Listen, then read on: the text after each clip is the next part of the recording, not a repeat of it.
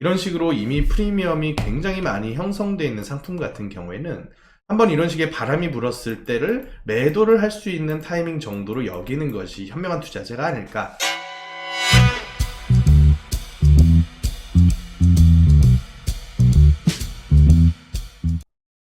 안녕하세요. 부동산 해결사 솔로몬입니다. 오늘은 국제업무지구 기다리시는 분들을 위해서 내용을 준비를 했습니다. 용산 전자상가에 대한 신산업 혁신 거점 계획이 이번 달 발표가 됐는데요.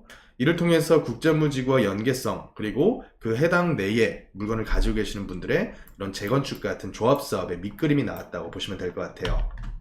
그래서 그 내용을 먼저 간단하게 살펴보면, 일단 용산 전자상가를 미래 먹거리를 견인할 신산업 혁신 거점으로 탈바꿈할 계획을 짜고 있는데, 그 중에서 조합원께서 주의 깊게 보셔야 되는 부분은 주거 연계에 대한 가능성과 또 용적률 인센티브, 또 그에 따르는 공공기여 수준을 명확하게 한번 체크를 해보시기 바라겠습니다. 일단 주거 연계 가능성 부분 같은 경우에는 직조합도시 실현을 위해서 창업지원주택 등 도심형 복합주거를 공급하겠다. 즉 주상복합 짓겠다는 얘기죠. 이제 이름은 창업지원주택이다라고 표시는 하겠지만 어찌됐든지 간에 주상복합으로 주거와 상업 업무를 혼합적으로 끌고 가겠다는 얘기가 되겠고요.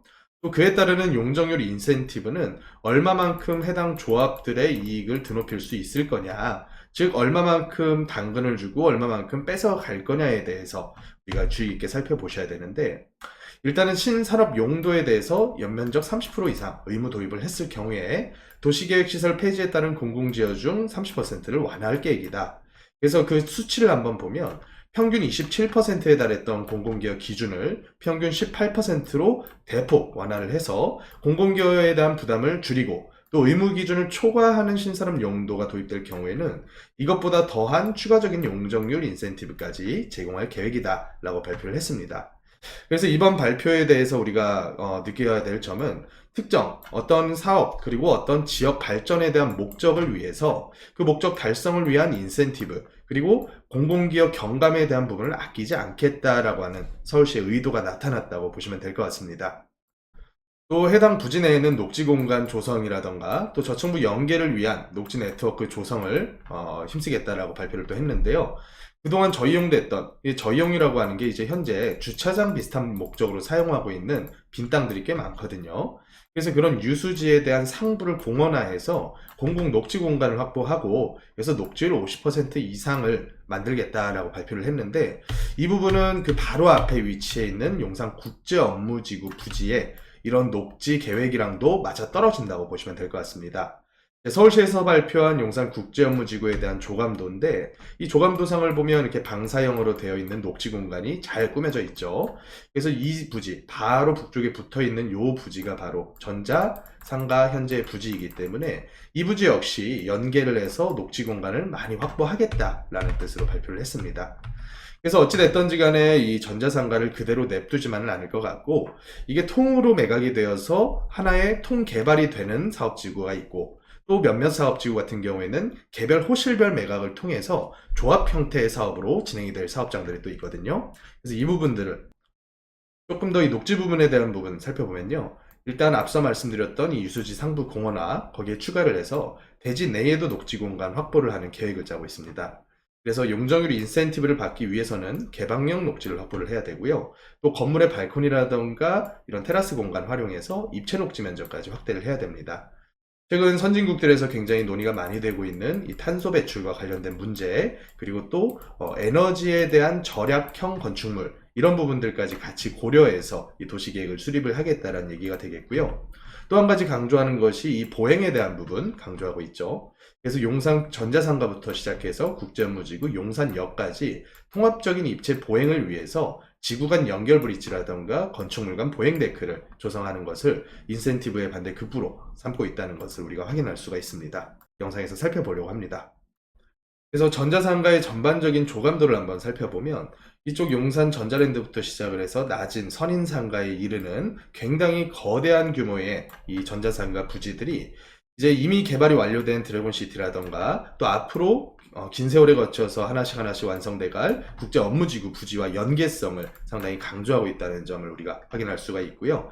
어찌됐든지 간에 이 공간은 전체가 업무로 쓰인다기보다는 업무와 주거가 복합된 형태의 주상 복합의 그런 부지들로서 자리가 잡지 않을까. 그래서 일종의 테헤란로와 연계되어 있는 역삼동이라던가 혹은 뭐 개포동, 대치동 일대의 주거 지역하고 어느 정도는 그 궤를 같이 하지 않을까 하는 생각을 좀 하고 있습니다. 그래서 현재 이 전자랜드, 전자상가 일대의 조감도와 그리고 국제 업무지구의 조감도를 같이 보게 되면 이렇게 삼각형 형태의 하나의 통합된 업무 중심지로서의 역할을 기대할 수 있지 않을까 이런 생각까지 해보게 되고요. 그래서 결론적으로는 이 전자상가 부지 일대는 용산 국제업무지구 부지와 결이 같이 하나로 묶어서 가는 형태의 계획으로 갈 수밖에는 없다. 이렇게 명시를 하고 있습니다. 그래서 각 세부 부지별로 해서 어느 정도의 용적률을 현재 제공을 받고 있는지를 살펴볼 텐데요. 이 부분은 기존에 2010년도에 지구가 지정된 지구단위 계획입니다. 그래서 그때 당시에도 이 전자상가 1이라고 표시되어 있는 이 부지 같은 경우는 용적률 상한 1000%까지 상업지역이기 때문에 이제 별도의 어느 정도 공공기여만이 있다면 허용 용적률인 800%를 넘어서 1000%까지도 그 용적률을 획득할 수가 있고요. 전 3이라고 표시되어 있는 부지 같은 경우는 전자상가 부지의 바로 외곽에 붙어 있는 부지들입니다. 그래서 이 부지들 같은 경우는 상업지역은 아니고 주거지역으로 속하기 때문에 1000%까지 어마어마한 용적률을 적용을 받지는 않고요. 맥시멈 300% 정도, 그리고 층수로는 40m 내지 혹은 100m 정도 수준으로 불법적인 이런 규제를 받는다라고 보시면 될 것 같습니다. 그래서 현재 이 전자상가 부지들이 어떤 식으로 구성이 되어 있는지를 먼저 살펴보면 이것을 제가 조금 더 보기 쉽게 표현을 한번 해봤는데, 지도상으로 봤을 때 가장 서부 쪽에 위치한 용산 전자랜드, 이 공간, 제가 이제 빗금으로 표시한 공간들은 통으로 매각이 이미 완료가 되었거나 혹은 이것을 전반적으로 철거 후 재건축이 아닌 어느 정도의 재생 형태로 끌고 가고자 하는 공간들은 제가 빗금을 처리를 해놨습니다.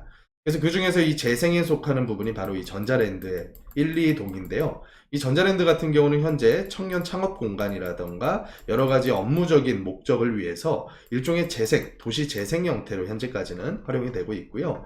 또 낮은 12, 13, 14, 15, 거기다가 17, 18에 이르는 이 동들은 이제 통매각의 형태로 사업자들이 건축 행위를 하는 그런 사업자들이 매입을 해갔다라고 보시면 될 것 같습니다. 그래서 우리가 살펴봐야 할 부지들은 여기 빗금친 부분들이 아니라 빗금에서 벗어나 있는 선인상가 21, 22동이라던가 혹은 원효상가 일대, 그리고 낮은 16동, 19, 20동 이 정도라고 보시면 될 것 같은데요. 현재 12, 13동 같은 경우에는 드래곤시티를 사업했었던 사업자에게 통매각이 되어서 이제 일종의 업무시설과 복합시설 형태로 개발을 앞두고 있습니다. 현재 세입자들에게 철거 예정 통지를 다 보냈고요. 그 상태에서 현재 세입자를 새로 받고 있지는 않은 그런 상황입니다. 그래서 조감도로 봤을 때는 기가 막히죠. 하나의 업무 복합시설 형태로 현재 신용상과 같은 모습이 상당히 많이 난다. 드래곤시티가 뒤에 바로 위치를 해 있고요. 그래서 여기 있는 나머지 전자상가 부지들도 이런 비슷한 형태의 복합시설로 개발이 될 것 같은데, 어찌됐든지 이렇게 분홍색으로 표시된 용도 지역들은 전부 다 상업지역입니다. 아무래도 공법적인 허가사항이 굉장히 넓은 폭으로 허가가 되다 보니까, 즉 그 의미는 땅값이 비싸다라는 의미겠죠. 그래서 현재 매물이 나와 있는 그 금액대들을 제가 한번 요약을 해봤는데, 선인상가 21동, 22동 같은 경우는 토지 평당 지분가로 봤을 때는 3억을 넘어갑니다. 선인 21, 22동. 그리고 그나마 좀 저렴하게 나와 있는 매물들이 원효전자상가 4동 쪽, 그리고 4, 5, 6, 7 요쪽 일대가 그나마 좀 저렴하게 나오긴 하거든요.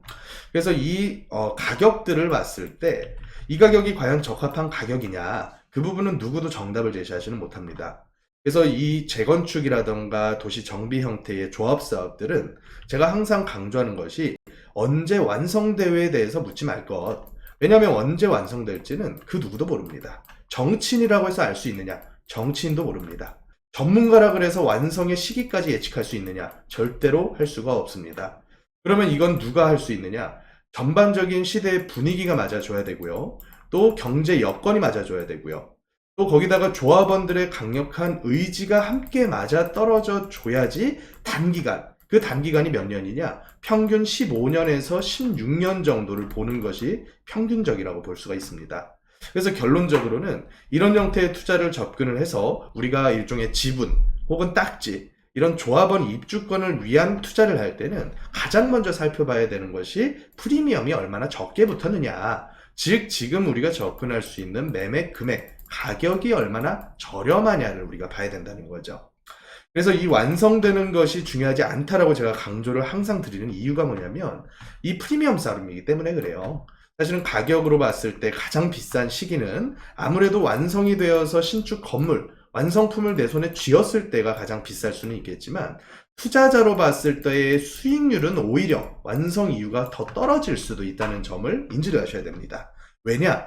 가격적으로 내가 아주 저렴할 때 매입을 했다고 하더라도 50년이 지나가지고 완성분을 받게 됐다. 근데 누군가는 요 가격에 똑같이 사서 한번 올라간 금액선에서 한 5, 6년 후에 정리를 했다. 즉 프리미엄만 먹고 빠졌다라고 했을 때는 수익률로 봤을 때 승자는 당연히 중간에 매도하신 분이 승자일 수밖에 없습니다. 언제 싸게 사서 프리미엄을 먹고 빠른 기간 내에 내 목표 수익률 달성을 할 것이냐. 이 부분이 정비사업 투자의 가장 핵심되는 부분이라고 생각을 합니다.